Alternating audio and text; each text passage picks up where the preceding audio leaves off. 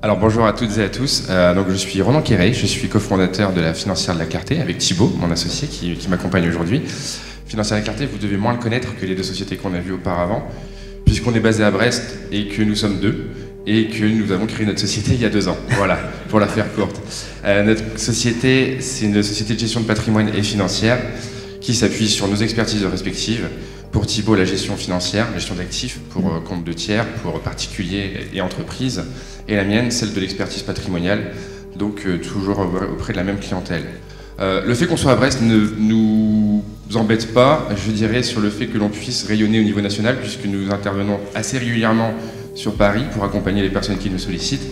Et d'où notre mission, celle qu'on va vous développer aujourd'hui, elle tourne sur le fait d'essayer, du moins, de tenter de faire basculer la finance vers un monde plus juste, plus transparent. Et donc c'est la mission qu'on a décidé de vous dénoncer ce soir. C'est ça. On est parti d'un constat assez simple, c'est que le greenwashing était bien présent. Élise Lucet a ouvert des portes et on les a enfoncées un peu plus à notre petit niveau.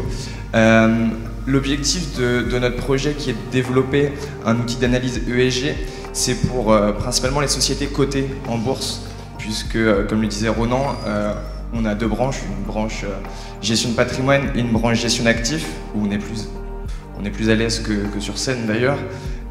Et notre métier est d'essayer d'apporter de la performance financière, mais aussi extra-financière pour nos partenaires d'affaires.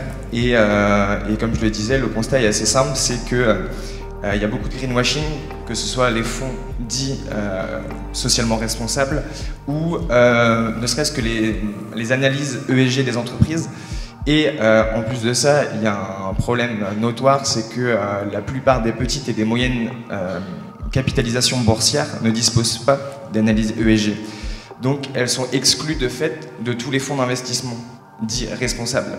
Donc ça éloigne les sociétés de l'économie réelle, des financements sur les marchés. Donc on a voulu développer cet outil-là.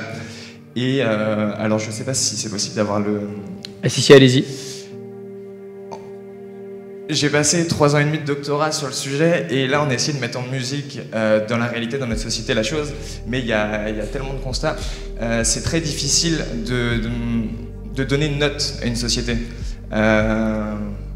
Pour ceux qui font l'analyse de RSE, c'est déjà assez compliqué à petite échelle, alors sur les multinationales présentes sur tous les marchés mondiaux, c'est encore plus difficile. Et toutes les études montrent qu'il n'y a pas statistiquement, il n'y a aucune adéquation sur les notes. C'est-à-dire qu'une société, je prends, je sais pas, TF1, qui est cotée en bourse, peut être dans le meilleur décile des sociétés au niveau ESG pour une grande agence américaine, et peut être dans le dernier pour une autre grande agence américaine. C'est pas juste un exemple, c'est vraiment réel.